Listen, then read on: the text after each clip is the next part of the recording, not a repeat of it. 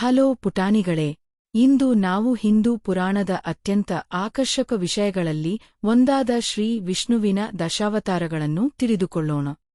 ಶ್ರೀಮಹಾವಿಷ್ಣುವನ್ನು ವಿಶ್ವದ ರಕ್ಷಕನೆಂದು ಕರೆಯುತ್ತಾರೆ.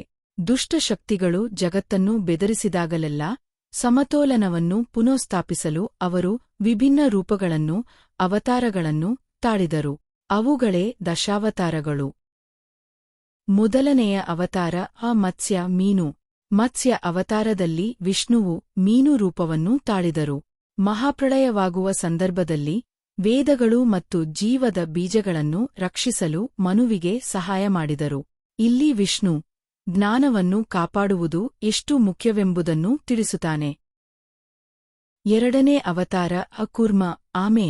ಸಮುದ್ರಮಥನದ ಸಮಯದಲ್ಲಿ ಮಂಧರ ಪರ್ವತ ಮುಳುಗಲು ಶುರುವಾದಾಗ ವಿಷ್ಣು ಆಮೆಯ ರೂಪದಲ್ಲಿ ಬೆನ್ನನ್ನು ಆಧಾರವಿಟ್ಟು ಪರ್ವತವನ್ನು ಹಿಡಿದರು.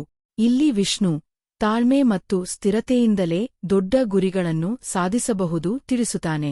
ಮೂರನೇ ಅವತಾರ ವರಾಹ. ಹಿರಣ್ಯಾಕ್ಷ ಎಂಬ ರಾಕ್ಷಸನು ಭೂಮಿಯನ್ನು ಸಮುದ್ರದ ತಳಕ್ಕೆ ಎಳೆದುಕೊಂಡು ಹೋದನು.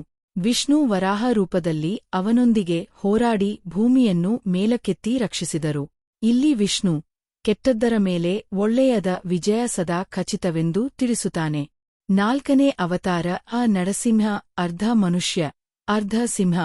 ಹಿರಣ್ಯಕಶಿಪು ಎನ್ನುವ ರಾಕ್ಷಸ ರಾಜನನ್ನು ಯಾರೂ ಸೋಲಿಸಲಾರದೆ ಇದ್ದಾಗ ವಿಷ್ಣು ನರಸಿಂಹ ರೂಪದಲ್ಲಿ ಪ್ರತ್ಯಕ್ಷವಾಗಿ ಅವನ ಅಹಂಕಾರವನ್ನು ನಾಶಮಾಡಿದರು.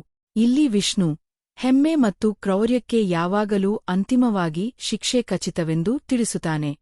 ಐದನೇ ಅವತಾರ ವಾಮನ ಕುಬ್ಜ. ಬಲಿ ಚಕ್ರವರ್ತಿಯ ಅಹಂಕಾರವನ್ನು ತೊಡಗಿಸಲು ವಿಷ್ಣು ಕುಬ್ಜ ರೂಪದಲ್ಲಿ ಬಂದು 3 ಹೆಜ್ಜೆ ಭೂಮಿ ಬೇಕು ಎಂದರು. ನಂತರ ದೈತ್ಯ ರೂಪಕ್ಕೆ ಬೆಳೆದು 2 ಹೆಜ್ಜೆಗಳಲ್ಲಿ ಭೂಮಿ ಮತ್ತು ಆಕಾಶವನ್ನು ಆವರಿಸಿ 3ನೇ ಹೆಜ್ಜೆಗೆ ಬಲಿಯ ತಲೆಯ ಮೇಲೆ ಕಾಲಿಟ್ಟರು. ಇಲ್ಲಿ ವಿಷ್ಣು ಶಕ್ತಿ ಯಾವಾಗಲೂ ನಮ್ರತೆಯೊಂದಿಗೆ ಇರಬೇಕೆಂದು ತಿಳಿಸುತ್ತಾನೆ.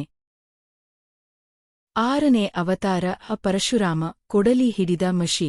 ದುಷ್ಟ ಮತ್ತು ಕ್ರೂರ ಆಡಳಿತಗಾರರನ್ನು ಸಂಹರಿಸಲು ಪರಶುರಾಮ ಅವತಾರ ಪ್ರತ್ಯಕ್ಷವಾಯಿತು. ಅವರು ನ್ಯಾಯಕ್ಕಾಗಿ ಹೋರಾಡಿದರು ಮತ್ತು ಸಾಮಾನ್ಯ ಜನರಿಗೆ ಭೂಮಿಯನ್ನು ಹಿಂತಿರಿಸಿದರು. ಇಲ್ಲಿ ವಿಷ್ಣು ಅನ್ಯಾಯದ ವಿರುದ್ಧ ಧೈರ್ಯದಿಂದ ನಿಲ್ಲಬೇಕೆಂದು ತಿಳಿಸುತ್ತಾನೆ. ಏಳನೇ ಅವತಾರ ಶ್ರೀರಾಮ. ಅಯೋಧ್ಯೆಯ ರಾಜಕುಮಾರನಾದ ರಾಮನು ಸತ್ಯ, ಧರ್ಮ, ಕರುಣೆ ಮತ್ತು ನ್ಯಾಯದ ಸಂಕೇತ. ರಾವಣನನ್ನು ಸಂಹರಿಸಿ ಸತ್ಯವನ್ನು ಸ್ಥಾಪಿಸಿದರು. ಇಲ್ಲಿ ವಿಷ್ಣು ಕಷ್ಟ ಬಂದರೂ ಸತ್ಯದ ಮಾರ್ಗವನ್ನು ಬಿಟ್ಟುಬಿಡಬಾರದು ಎಂದು ತಿಳಿಸುತ್ತಾನೆ. 8ನೇ ಅವತಾರ ಶ್ರೀಕೃಷ್ಣ. ಬಾಲ್ಯದಲ್ಲಿ ಮಧುರವಾದ ಆಟಗಳಿಂದ ಪ್ರಖ್ಯಾತ. ನಂತರ ಮಹಾಭಾರತದಲ್ಲಿ ಅರ್ಜುನನಿಗೆ ಗೀತೋಪದೇಶ ನೀಡಿ ಧರ್ಮವನ್ನು ಸ್ಥಾಪಿಸಿದರು. ಇಲ್ಲಿ ವಿಷ್ಣು ಪ್ರೀತಿ, ಬುದ್ಧಿವಂತಿಕೆ ಮತ್ತು ಸತ್ಯದ ಶಕ್ತಿ ಸದಾ ಉಳಿಯುತ್ತದೆಯೆಂದು ತಿಳಿಸುತ್ತಾನೆ. 9ನೇ ಅವತಾರ ಬುದ್ಧ. ಶ್ರೀಬುದ್ಧರು ಶಾಂತಿ, ಅಹಿಂಸೆ ಮತ್ತು ಜ್ಞಾನವನ್ನು ಬೋಧಿಸಿದರು. ಅವರು ಮಾನವ ದುಃಖದ ಮೂಲವನ್ನು ವಿವರಿಸಿ ದಯೆ ಮತ್ತು ಕರುಣೆ ಮೂಲಕ ಶಾಂತಿಯ ಜೀವನ ನಡೆಸಲು ಬೋಧಿಸಿದರು ಎಂದು ತಿಳಿಸುತ್ತಾನೆ. 10ನೇ ಅವತಾರ ಕಲ್ಕಿ.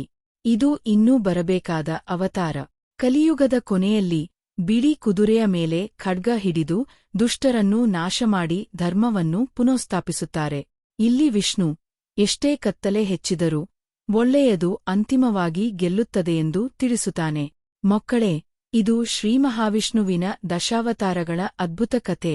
ಇವು ನಮಗೆ ಜ್ಞಾನ, ಧೈರ್ಯ, ಸತ್ಯ, ಕರುಣೆ ಮತ್ತು ನಮ್ರತೆ ಈ ಮೌಲ್ಯಗಳೊಂದಿಗೆ ಬದುಕಬೇಕೆಂದು ಕಲಿಸುತ್ತವೆ. ನಮ್ಮ ಧರ್ಮವನ್ನು ಅನುಸರಿಸೋಣ, ರಕ್ಷಿಸೋಣ ಮತ್ತು ಬೆಂಬಲಿಸೋಣ. ಭಾರತ ಮಾತೆಗೆ ಜಯವಾಗಲಿ.